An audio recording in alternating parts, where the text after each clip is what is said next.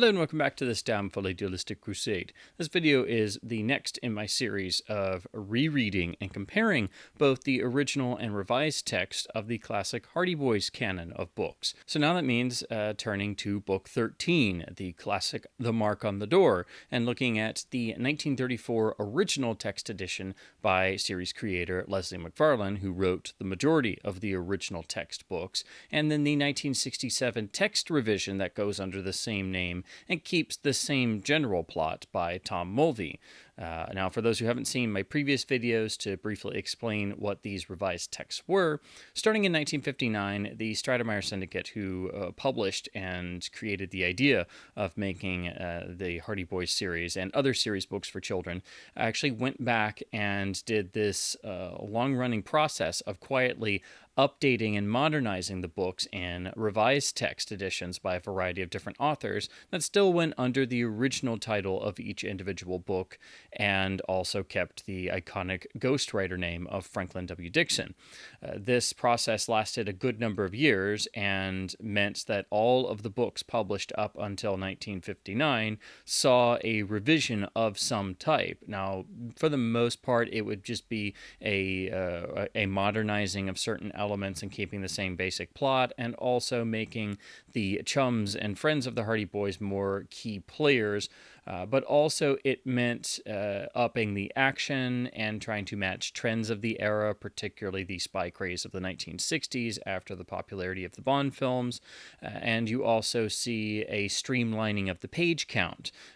This also meant that while they did obviously remove some dated stereotyping that is part of the books because they did start in the 1920s, so obviously they will have some dated ethnic stereotyping here and there, and it's obviously a good thing to focus on that in a revision process.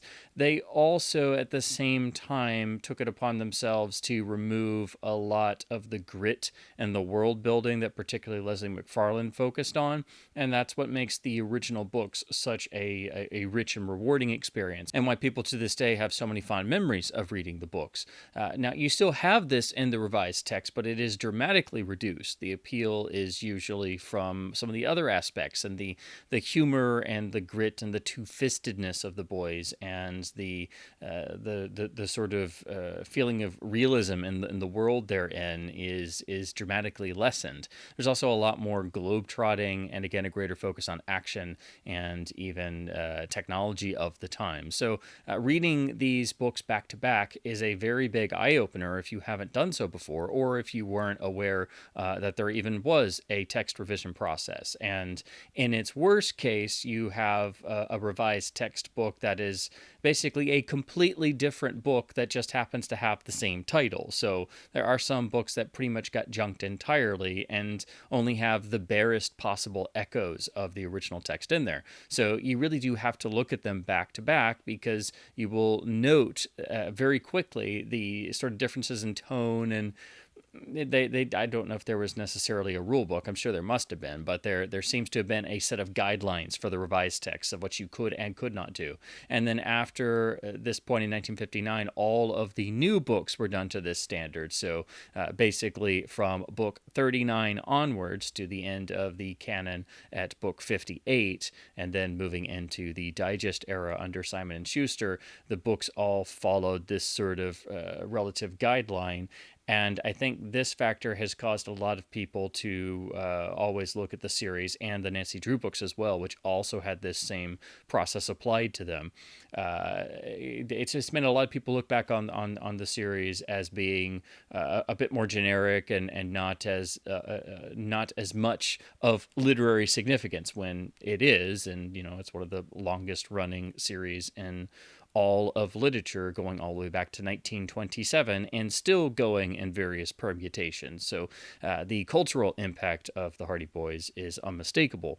but you do have to look at these texts back to back, and you can see there are strengths in the revised text having a bit more action focus and tightening some of the plots, but also you can see very clearly that the page count drops dramatically. It goes from a little over 200 pages in an original textbook to in the 160 to 170 range in the revised text. So there also seems to have been a mentality of trying to cut costs a little bit by slimming down the volumes and making them a uniform size.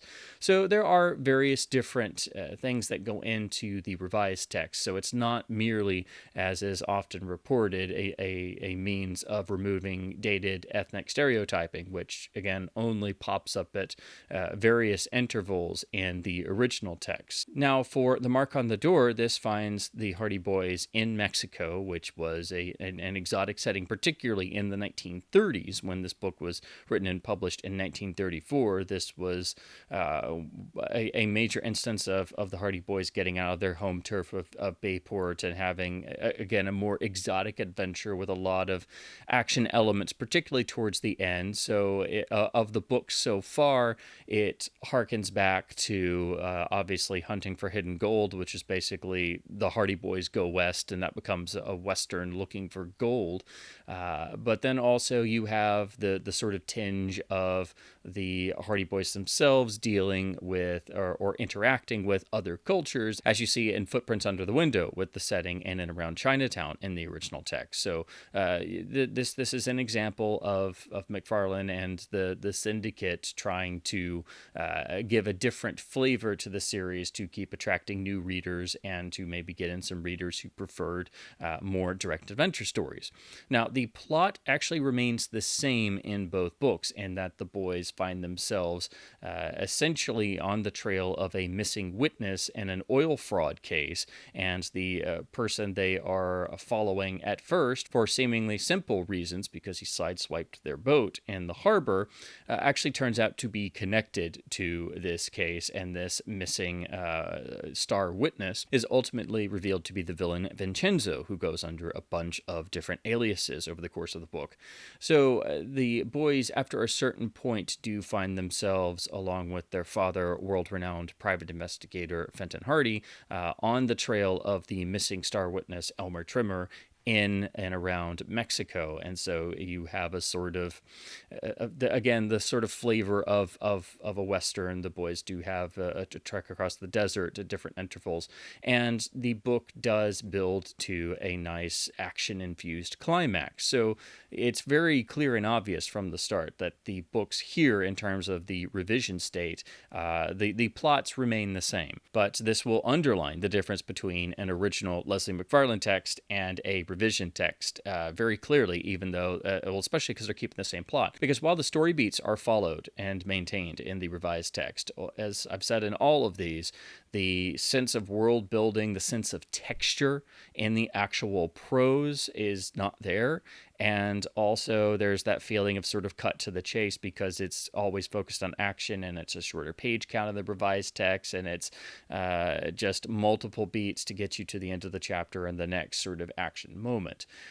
Pretty much all of the original text scenes are replicated until we get to the climax, when things start to really differ, because we really pile on the action elements more. So in that sense, it also resembles the revised text of Hunting for Hidden Gold, which has a completely different and much more action-packed extended climax.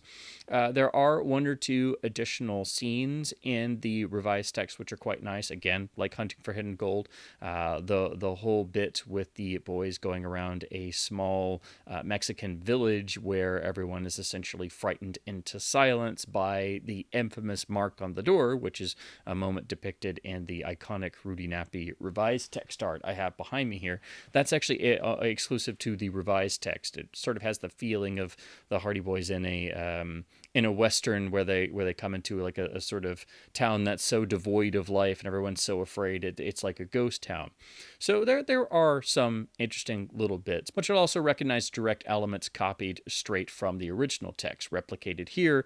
But as is usual in the revised text, if they can, they try to make any mistakes or bits of peril or things get shifted more to the chums. So Chet Morton, the Hardy Boys' best friend, is in the revised text and in throughout the revised text. So he's with them in Mexico, whereas in the original text, it's the boys going around. And for example, at one point in a desert trek, they go to get water from a cactus, and it's actually a poisoned cactus, or so they think at the moment. Well, in the revised text, it's Chet Morton who has a sort of panic attack because he thinks he drank from a poisoned cactus. But in the original text, it's Joe Hardy himself. And this gets replicated again in the actual climax, where it is Chet Morton who gets captured by the criminals and has to be rescued. But in the original text, it's the Hardy Boys themselves who are captured and have to face probably certain death. And it's a lot more vivid and visceral in terms of the actual threat, because we are actually present for that. It's not something that happens off screen, and it happens to our main characters themselves. There are many other little bits of business that are removed from the revised text. One that really sticks out to me is that when the boys first encounter the Mexican businessman who has a hacienda that they wind up staying at, in the original text, they're sort of having a trek across the desert, and he's on a horse who accidentally stumbles and breaks its leg, and the boys have to turn away while he has to execute his favorite horse with a gunshot. So, that's something you see in a lot of Westerns, and it's always a very somber moment, but not something you expect in a children's book. So, of course, that is not anywhere in the revised text. We have basically that same little scene where they meet and they're just sort of going along, but there's nothing about the horse tripping and having to have a bullet put through its head. So that's one of the wonderful, very dark but honest moments you get in the original text. I'll also say that in terms of the actual plotting, the original text is actually more cohesive in terms of how the boys get from point A to B, how the mystery is laid out, how they get drawn into it. In the original text at the opening, we actually see them go to a day of this big trial about this oil fraud scheme that defrauded a lot of people in Bayport. And that's when they find out that the star witness is nowhere around. And then their father, Fenton Hardy, is the one who is called in to find him. So he's basically hired to find Elmer Trimmer, and then the boys wind up helping. But there's a lot of sort of setup of the story in terms of building the atmosphere right there, especially having the boys in the packed courtroom when the star witness doesn't show up. And there's a greater sense of the mystery being able to develop naturally. We also have, I think, a better and more cohesive introduction to the younger Mexican boy who winds up assisting the boys, and also he is better tied in intrinsically to the elder Mexican statesman who assists the boys and lets him use his hacienda. And all of this is tied in better because this is actually a subplot to the villain's main scheme of trying to escape the oil fraud and use his influence over the local natives in a faraway section of Mexico to do his bidding. Because in the original text, there's this whole subplot of how he wanted to marry this rich man's daughter and was always kept away from that, being able to do that because the father knew that he was some sort of nefarious character. Didn't know exactly what, but didn't want him marrying his daughter. So there's a sort of matter of personal revenge that the villain also has. And it's interesting to see that sort of personal motivation that's really just stripped out of the revised text. That's something you see a lot. I think they wanted to keep the villains a bit more straightforward in the revised text, and any sort of element of there being a personal revenge or any sense of because essentially you have the villain lusting after a young woman, so of course that went from the original text, and all this sort of feeds into why Vincenzo is a pretty nasty piece of work in the original text. He's still a nasty piece of work in the revised text, but it's just not as textured. Again, I like how in the revised text the actual final act of the book has more action in it. It's obviously maybe a bit more on the nose in terms of it's just several action set pieces, and the boys go in and they get on the run, and then there's actually a minecart chase, and it leads to them actually jumping into an underground river and having to escape the waterfall by a desperate rope swing. So you get your action quotient there. It's really nice, but while it's a great buildup of action that we don't have in the original text. The original text is more about direct suspense because the boys are prisoners and they have to worry about escaping. And there's also more with the Elmer Trimmer character in the original text. He's basically a character who has been misled and is very fearful for his own life. And in the original text, there's a lot more business with him. He's a much more developed character, and he has a lot more to do. Whereas in the revised text, he kind of pops up once or twice, and that's kind of it. And he was really the impetus for the whole case getting started in the first place.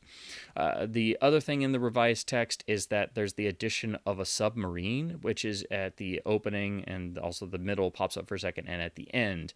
That's an interesting plot device. I don't know exactly how realistic it might be, but there's, a history of stories where you have a villain using a sort of decommissioned submarine for their own nefarious ends. Even the 1966 Batman film did that.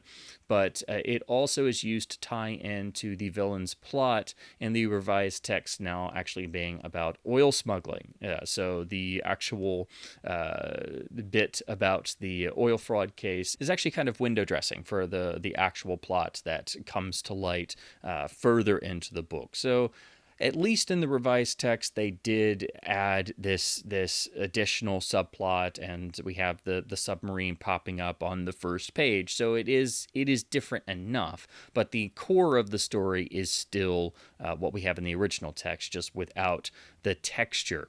There is a sense of the boys learning about Mexican culture and sort of being American tourists in another land, which is nice, and also always helps kids to be interested in travel and learning about other cultures in the rest of the world.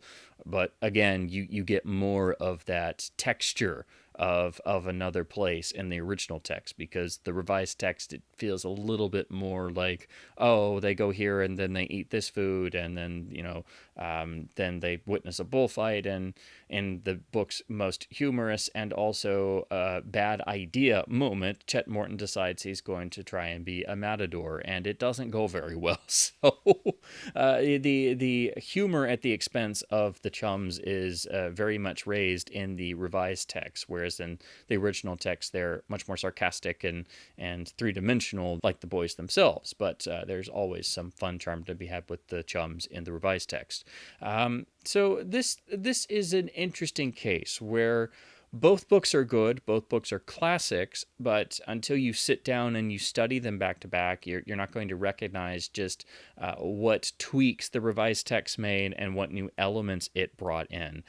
It is pretty much the same story, but there's enough new material and enough sort of streamlining of the original plot, plus this new subplot and reworking the villain a little bit, and also really restructuring the whole final act to make it much more action-oriented, that very much makes it a companion piece. So this gets labeled as a book that's been drastically altered or heavily altered from the original plot. That's debatable, depends on what you would consider drastically altered or heavily rewritten in terms of looking at these two back to back. It just depends on how you'd look at it yourself if you read these back to back. And I think it's a matter of a personal opinion whether you think this is one of the revision texts that's heavily altered or dramatically restructured and things. I don't think it is, because you can recognize the same core story throughout. It starts at a certain place. The boys and their father are on the search for the missing star witness. They have to travel to Mexico. They're searching around everywhere. And in doing so, they encounter locals and experience the local culture. And then they're out searching in the non-populated areas, and then it essentially becomes a Western set in Mexico in a lot of ways. And then we have this sort of finale that is set around the villain's encampment, where he essentially uses his will over the natives, and in some certain ways tries to invoke various religious figures and elements to make himself look like an agent of those figures. And that's where we get the infamous mark on the door from, that is left everywhere as a sort of warning. And again, the original text, though, it has more of that classic Pulp Fiction flavor. It has a more two-fisted quality, and the actual threat, the actual danger, is more vivid and more visceral. I mean, especially when the boys are being threatened with being branded with the mark by a hot iron and physically mutilated in order to force them to tell the villain how much they know. There's a little bit of that in the revised text, but it's just alluded to as a sort of side statement, and then it's never come back to again, whereas in the original text the boys are legitimately threatened and they are held captive for quite some time, and it allows the suspense to really build and mount up. So again, the revised text climax is much more about action, whereas the original text is much more about building suspense and using that suspense to further the characterizations. So I just think the original text, as in all of these, it's no real secret. The original text is meatier. It's got more for you to sink your teeth into. It's got more of a pulp flavor, and it's also better written. I mean, McFarlane was a great writer, and you just have to read any of his Hardy Boys text to see why these books are beloved and classics, and why even when they did the revision text and they added a new subplot, they still had to keep the core ideas and everything. It is basically the same plot because the plot itself is good. It's absolutely rock solid. So there's no sense to mess with it. I think that's why this book in either text version has always been one that all fans of the series really enjoy. The books at this time, regardless of which text you're looking at in terms of, say books 10 through 15, they all seem to have a little bit more of an action flavor, a little bit more of a narrative drive, and you see the boys getting into other aspects of society. You see them starting to travel more. They have different settings and locales. So books 10 through 15 really seem to try to have Frank and Joe get out of the more traditional Bayport set mystery story that we saw more of in the first 9 books. And that's good for any series, to get new flavors in and, again, keep things fresh and also try to draw in some new readers. So I think you can recognize how the series sort of went through a few different phases over the books as they developed, but always sticking to the same central formula. But the difference is going to be between the way they were done originally in the 20s and 30s, and then the revision text in the 50s and 60s. Another fun little note in the original text, when the boys cross over into Mexico, they literally just cross the border. And at night, there's no official anything. And in the revised text, it's expressly stated they have to stop and they have to land their plane, and they have to be sure and have the proper visas and immunizations and get all their paperwork and cross the border legally and all this stuff. And that's something you see in the revised text all the time, because the boys are fine, upstanding citizens and do everything by the book in the revised text, whereas in the original text it's a lot rougher. So I just find that amusing that in the original text, if you're paying attention, you suddenly realize that the boys drove out to the middle of nowhere, and some guy got them in his plane and flew them across the U.S.-Mexican border at night, because things were different in 1934, So I find that stuff really fascinating and very, very amusing, because that will very much jump out at you and let you know, hey, this is a different world. This is a lot grittier. So that's, I think, a good example of the sort of difference you find in a book like this that pretty much does stay the same in the revised text. And while that does add certain new elements and add a subplot and shift things around and add enough to make it stand on its own, it just doesn't have that that grit and that sort of charge, that energy of the original text. And the text itself is less rich, less textured, and that's really part and parcel with all of the revised texts in terms of just the process of how they were created. Now, to talk about the cover art editions, there are only 3 for The Mark on the Door, and the first is the original 1934 first edition by J. Clemens Greder.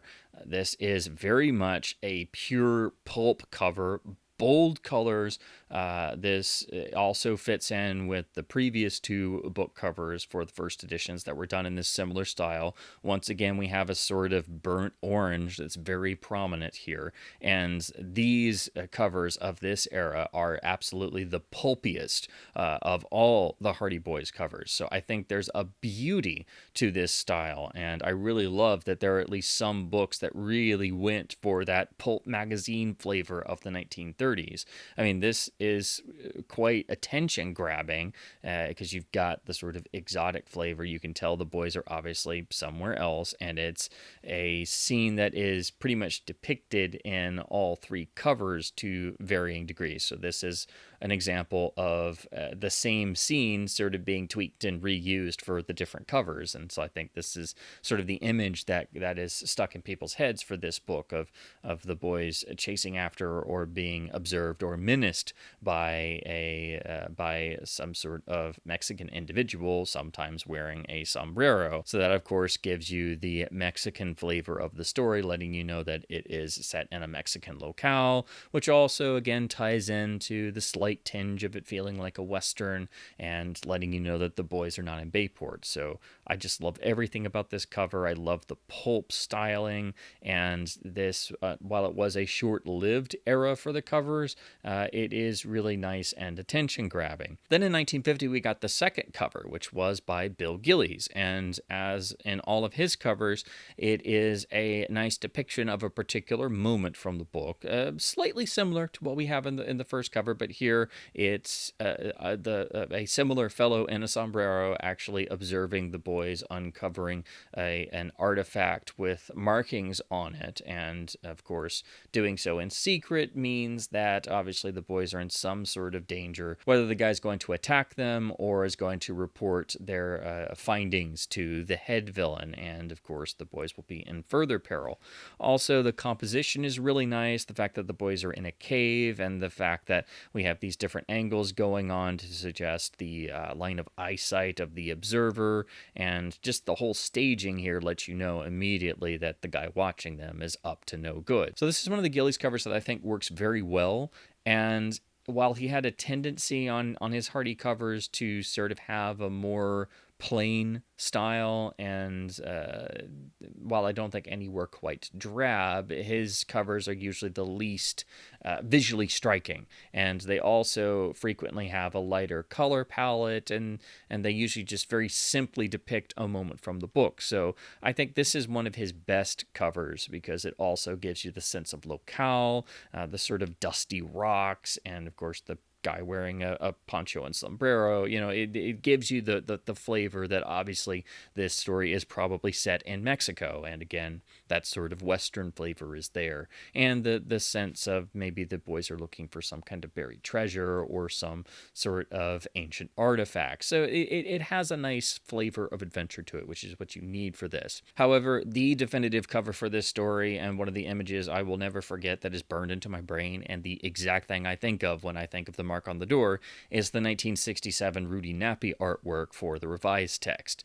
This is one of Nappy's masterful covers, just talking about angles and the actual visual design of this. The fact that the boys are caught by this guy with a machete in front of the Mark on the Door, the way they're posed, the way that they're literally posed to almost turn down to be facing directly into the blade of this machete that's being held menacingly.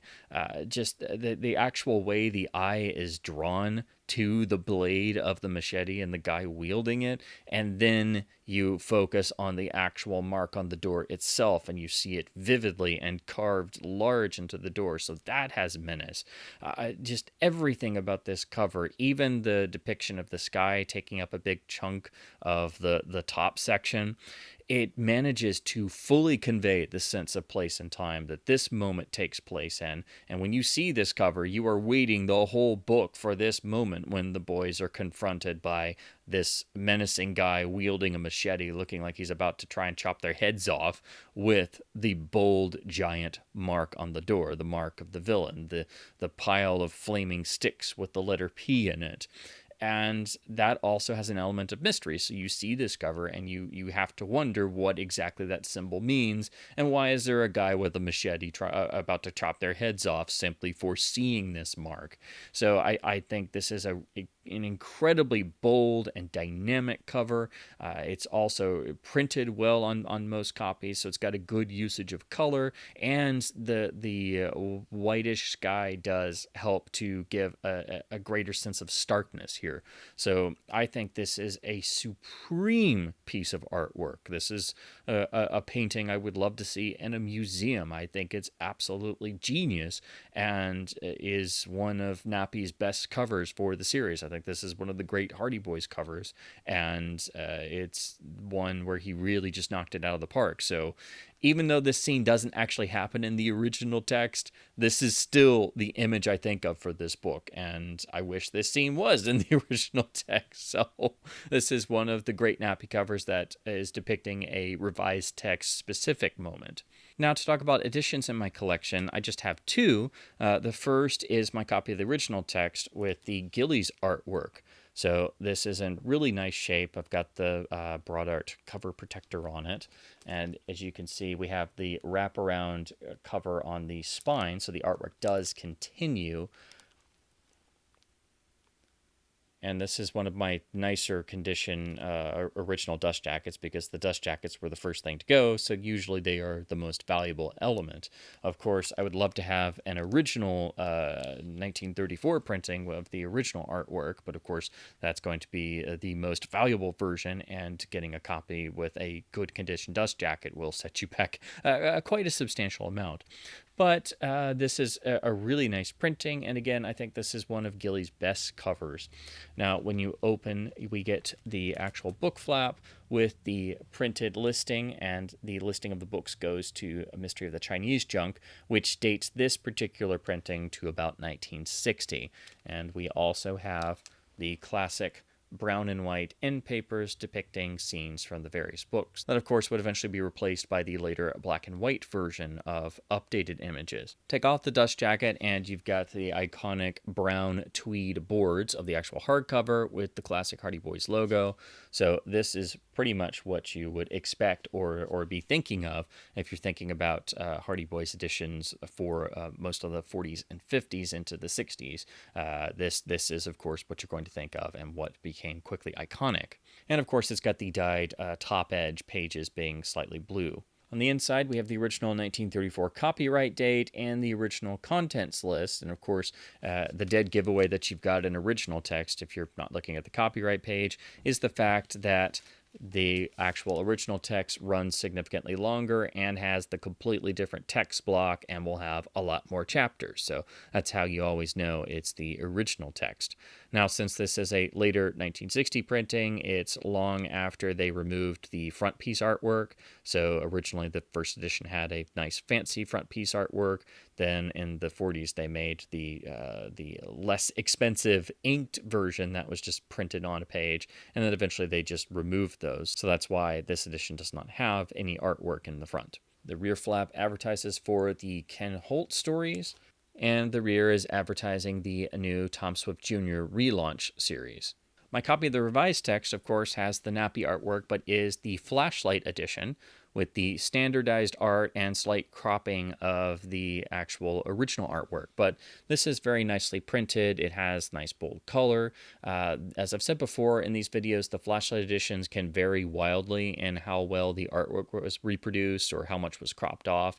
And also the earlier printings seem to have been done better and are sturdier than the ones after, say, 2005. But otherwise, this is the same as any flashlight edition. We have the uniform spine and the identical rear cover that is repeated on all flashlight editions. On the inside, we just have the generic white end papers, but the new book listing and the revised text description.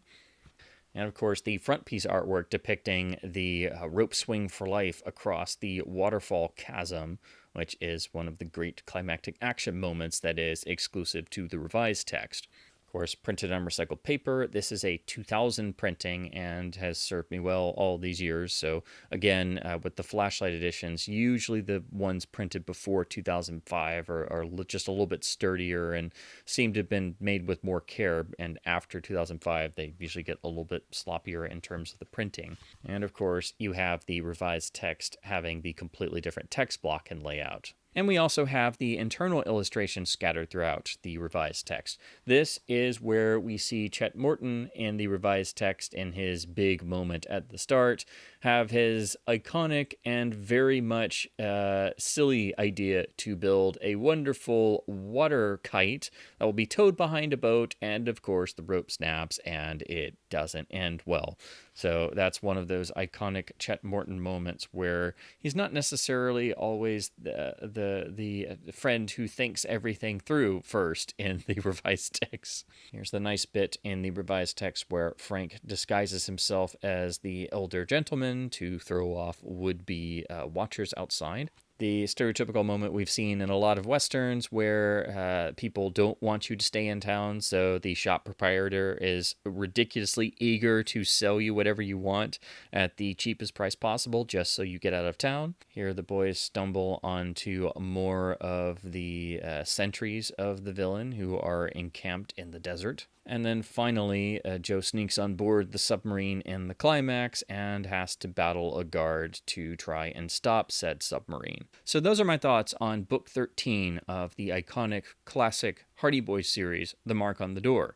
I think the texts are still both quite excellent, and again, the 1967 Tom Mulvey revised text is very much the same plot as Leslie McFarlane's 1934 original text, but with some elements shifted around, dialed out, or removed, and also many additional action bits and set pieces added.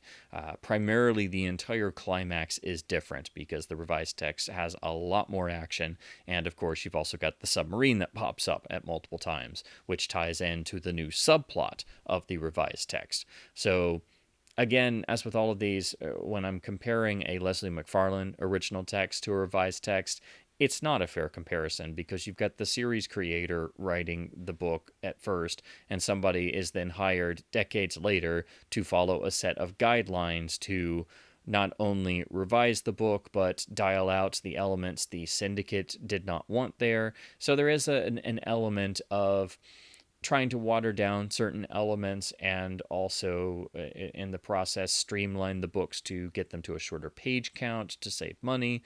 While it was good that they did remove some of the dated stereotyping that does pop up in certain original text volumes, that's not what the revision process was entirely about, as often gets reported. And reading these books back to back will underline the difference in tone, the difference in writing style, and the structuring of the books is slightly altered. And you can't shake the feeling that you do lose out on all of the texture. You lose out on the richness of the story. And reading the original text always leaves you with the feeling of you've had more of a direct connection to the story. You've been more invested because the characters are a bit more three-dimensional, the setting feels more lived in, and the actual prose is more detailed and has, by comparison to the revised text, the original text prose, McFarlane's text is, it's a bit more relaxed. It lets you savor individual moments more. It lets things play out at a more natural pace. And again, I do think the actual mystery itself is better structured how it was done originally. While I do like the additions of the revised text and I like the additional action beats at in the final act, the actual mystery itself kind of takes a backseat in certain areas. And so I think anybody reading both of these will recognize the original text is frequently better structured and a bit more nuanced, so that allows the actual mystery to feel more consistent. And again, the end section, the whole third act, is more about suspense than direct action, and that does further all of our characterization. So that again leads into the feeling of the original text feeling richer, more vibrant, and because it's written in 1934, quite frankly, it's more dangerous. It's more two-fisted. It's more pulpy, and that danger factor is just not there in the revised text in the same way. You still have kids going to another country and getting shot at and being threatened with death by a villain and getting into all kinds of fights and wonderful fun stuff for anyone to read. But the revised text just doesn't have that sense of they could die at any minute. You know, the threat in the original text is always much more palpable, and there is that danger quotient there, and you really do feel it, and that it just furthers the sense of world building. So again, I do think the original text is the better book. It is the better written book, and I think the mystery is more consistent in the original text. But again, you have to keep in mind the revised text had to do what the syndicate ordered, and this was somebody coming in decades after the fact and having to rework somebody else's original story under the constraints they were given. And it's still a good book. It's still a fun book to read. They're each a classic of the respective parts of the canon, the original text and the revised text. But comparing them head to head, while the revised text has a lot of nice additions, a nice new subplot, a lot of nice new action beats, it's not as good as the original text. So this is another case of where the original text does win out overall. So as always, I hope my babblings about the legendary Hardy Boys canon and book collecting and just being a lifelong Hardy Boys fan has been at least somewhat fun and informative. If you've never done one of these comparison reads and you love the boys as much as I do, it's really essential. And even if you only have faint memories of reading the books when you were growing up, this is a fun thing to do just for just on a literary standpoint, because it's really unique in literary history for an entire series to be quietly rewritten and revised to varying degrees by different authors over an extended period of time, decades after they were written. It's because it's a children's book series by the Stratemeyer Syndicate and all done by ghostwriters that I think has kept this particular part of literary history from being studied. Because when you look at this, I mean, the changes can be extensive, and it's just a fascinating thing to do. So I would recommend anyone who likes comparing different texts to look at a particular Hardy Boys or Nancy Drew volume from before the revision process. So any of the first 38 Hardy Boys books, check out the original text and then look at the revised text and read them back to back and just see how different they can be even when they keep the same story. So as always, please do keep enjoying the classic Hardy Boys series. I will be returning in my next video doing a comparison reread of book 14, The Hidden Harbor Mystery, which is one of the absolute big ones in terms of discussing the revision process, because that book in particular, when you look at the original text, that seems to have the most of the dated stereotyping elements that do crop up in the books, and that was pretty much the first book that got revised. So that's going to probably be an even longer video, simply because that particular book is probably the biggest one in terms of having to discuss the necessary parts of the revision process. So please do stay tuned for that. And in the meantime, please do keep enjoying the wonders of the iconic Hardy Boys. Please do keep supporting your local independent bookstores wherever possible by hopefully being able to pick up some nice new editions for your collection. And as always, keep reading print books, and thank you ever so much for watching.